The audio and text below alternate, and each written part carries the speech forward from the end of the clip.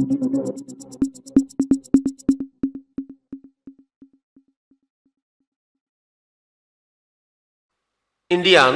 Hindustan time সূত্রে জানা গেছে, ভারতের বাবরি মসজিদের পাশেই হিন্দু সম্প্রদায়রা গড়ে তোলেন রাম মন্দির। উদ্বোধনের 6 মাস পার হতে না হতেই ছাদ ফেটে অঝরে পানি ঝরছে রাম মন্দিরে।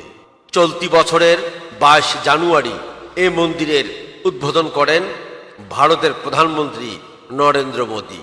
রাম মন্দির তৈরিতে ব্যবহার করা হয়নি কোনো ইস্পাত, শুধুমাত্র দাঁড়িয়ে রয়েছে নির্মাণ শৈলীর উপরে ভিত্তি করে কুতুব মিনারের সমান উচ্চতার রাম মন্দির। এটি তৈরিতে কাজ করেছেন ভারতের নামকরা সব বিজ্ঞানীরা।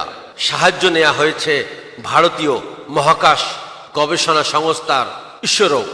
অটল সেতুর ফাটলের পর এবার প্রথম বর্ষাতেই বেহাল অবস্থা রাম মন্দিরের। ছাদ ফেটে পানি পড়ার পাশাপাশি মন্দির প্রাঙ্গণে জলাবদ্ধতার কারণে ব্যাপক বিতর্কের জন্ম দিয়েছে।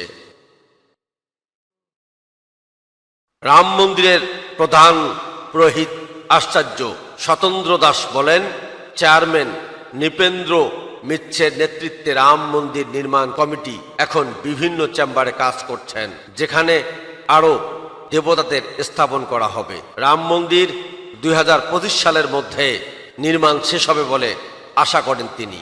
তিনি আরও বলেন, কেন নবনির্মিত মন্দিরটির ছাদ ফেটে গেছে সেটি সমাধানের দিকে অবিলম্বে মনোযোগ দেওয়া উচিত সবাই।